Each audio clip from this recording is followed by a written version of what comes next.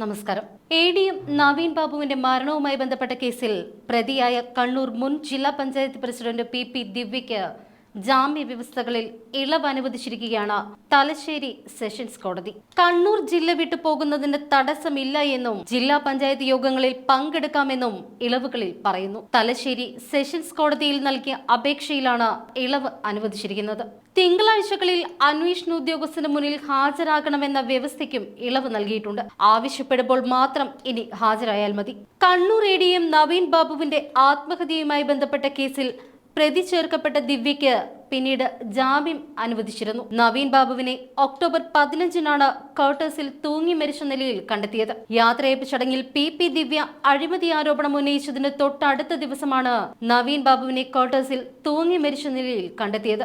ചെങ്ങളായിലെ petrol പമ്പിന് അനുമതി നൽകുന്നതുമായി ബന്ധപ്പെട്ടുകൊണ്ടായിരുന്നു ആരോപണം. ഇതിന് പിന്നാലെ ആത്മഹത്യാ പ്രേരണാ കുറ്റം ചുമത്തി ദിവ്യക്കെതിരെ കേസ് എടുക്കുകയും ചെയ്തു. മുൻകൂർ ജാമ്യാപേക്ഷ തള്ളിയതിന് പിന്നാലെ കീഴടങ്ങിയ ദിവ്യ റിമാൻഡിൽ ജയിലിൽ കഴിയുകയും പിന്നീട് ജാമ്യത്തിലിറങ്ങുകയും ചെയ്തു. നവീൻ ബാബുവിന്റെ ഇത് കൊലപാതകമാണ് എന്നാണ് കുടുംബത്തിന്റെ ആരോപണം.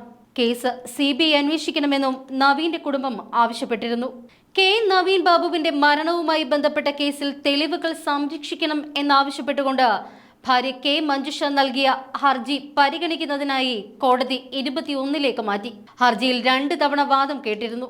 രേഖകൾ സംരക്ഷിച്ചില്ല എങ്കിൽ ഭാവിയിൽ കേസ് അന്വേഷണം വേറെ ഏതെങ്കിലും ഏജൻസിയെ ഏൽപ്പിക്കുമ്പോൾ അത് തെളിവുകൾ കിട്ടാതാകുമെന്ന വാദവുമായാണ് ഹർജി ഫയൽ ചെയ്തത്.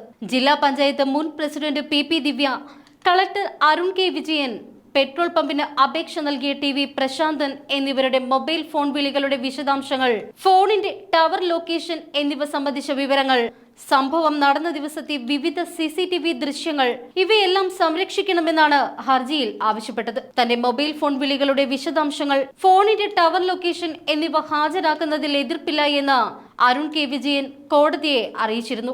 യാത്രയയപ്പ് യോഗത്തിൽ ജില്ലാ പഞ്ചായത്ത് പ്രസിഡന്റായിരുന്ന പി ദിവ്യ പരസ്യമായി അധിക്ഷേപിച്ചതിനു പിന്നാലെ A.D.M. നവീൻ ബാബു ആത്മഹത്യ ചെയ്യുകയായിരുന്നു എന്നാണ് കേസ്. മരണത്തിലേക്ക് നയിച്ച പി ദിവ്യയുടെ പ്രസംഗത്തിന് കാരണമായ കൈക്കൂലി ആരോപണം തൊട്ട് പ്രത്യേക അന്വേഷണ സംഘത്തിന്റെ മന്ദഗതി വരെ സംശയത്തിന്റെ ഇടയാക്കുകയാണ്.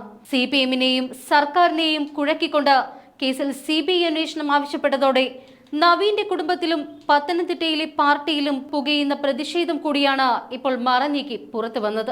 പത്തനംതിട്ട CPM ഇപ്പോഴും നവീന്റെ കുടുംബത്തിനൊപ്പം തന്നെയാണ്. മരിച്ച A.D.M. നവീൻ ബാബുവിന്റെ അടിവസ്ത്രത്തിൽ രക്തക്കറ ഉണ്ടായിരുന്നതായി പോലീസ് ഇൻക്വസ്റ്റ് റിപ്പോർട്ടിൽ പുറത്തു വന്നിരുന്നു. ഇതോടെ ഇതൊരു കൊലപാതകമാണ് എന്ന സംശയത്തിലേക്ക് കാര്യങ്ങൾ വഴിമാറി. ഒക്ടോബർ 15-ാം തീയതി കണ്ണൂർ ടൗൺ പോലീസ് തയ്യാറാക്കിയ ഇൻക്വസ്റ്റ് റിപ്പോർട്ടിലാണ് ഈ പരാമർശമുള്ളത്.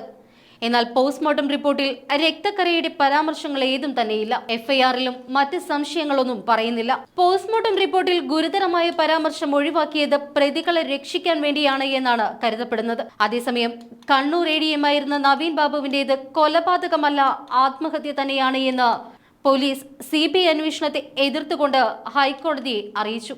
കേസിലെ പ്രതി ദിവ്യ ഉദ്യോഗസ്ഥരുടെ മുന്നിൽ വെച്ച് അധിക്ഷേപിച്ചതിലുള്ള മാനസിക വിഷമത്തിലാണ് നവീൻ തൂങ്ങി മരിച്ചത്. ഇങ്ങനെയാണ് പോലീസിന്റെ ഭാഷ്യം. അതേസമയം തനിക്കെതിരെ ശബ്ദമുയർത്തിയവർക്കെല്ലാം എതിരെ നിയമ നടപടിയുമായി നീങ്ങുകയാണ് ഇപ്പോൾ പി ദിവ്യ.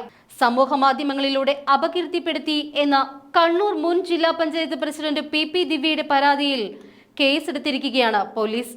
സിറ്റി പോലീസ് കമ്മീഷണർക്ക് നൽകിയ പരാതിയുടെ അടിസ്ഥാനത്തിൽ കണ്ണൂർ വനിതാ പോലീസാണ് ഈ കേസെടുത്തിരിക്കുന്നത്.